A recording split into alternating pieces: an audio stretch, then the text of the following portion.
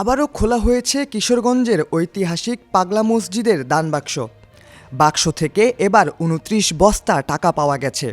শনিবার ৩০ নভেম্বর সকাল ৭টায় ১১টি বাক্স খোলা হয়। পরে গণনার জন্য বস্তায় ভরে মসজিদের দ্বিতীয় তলায় নিয়ে যাওয়া হয় বস্তাগুলো।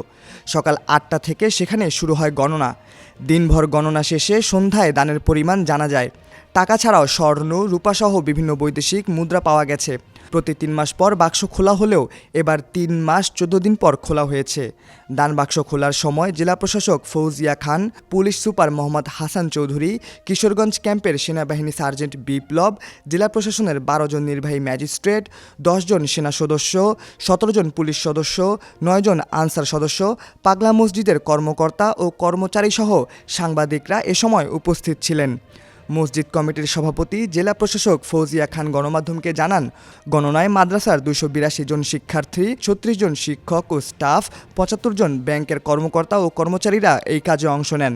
পাগলা মসজিদের দান সিন্দুক থেকে টাকা, স্বর্ণ, রূপা, বৈদেশিক মুদ্রা ছাড়াও আল্লাহর কাছে মন বাসনা পূরণে চিঠি লিখে থাকেন অনেকেই। এবারও এমন বেশ কিছু চিঠি পাওয়া গেছে। এর আগে সর্বশেষ ১৭ আগস্ট পাগলা মসজিদের 10টি দান বাক্স খোলা হয়েছিল। তখন ৩ মাস ২৬ দিনে ৭,২২,১৩,০৪৬ টাকা পাওয়া যায়। এছাড়া দান বাক্সে বিপুল পরিমাণ বৈদেশিক মুদ্রা ও স্বর্ণালঙ্কার পাওয়া গিয়েছিল। মসজিদের দান থেকে পাওয়া এসব অর্থ সংশ্লিষ্ট মসজিদ সহ জেলার বিভিন্ন মসজিদ, মাদ্রাসা ও এতিমখানার পাশাপাশি বিভিন্ন সমাজ কল্যাণমূলক কাজে ব্যয় করা হয়। এছাড়া করোনাকালে রোগীদের সেবায় নিয়োজিত শহীদ সৈয়দ নজরুল ইসলাম মেডিকেল কলেজ হাসপাতালের ৮০ জন স্বেচ্ছাসেবককেও অনুদান দেওয়া হয়েছিল এ দানের টাকা থেকে। মসজিদটিতে এবার আন্তর্জাতিক মানের দৃষ্টিনন্দন ইসলামিক কমপ্লেক্স নির্মাণের উদ্যোগ নেওয়া হয়েছে। দ্রুতই এর কাজ শুরু হবে, যার নামকরণ করা হবে পাগলা মসজিদ ইসলামিক কমপ্লেক্স।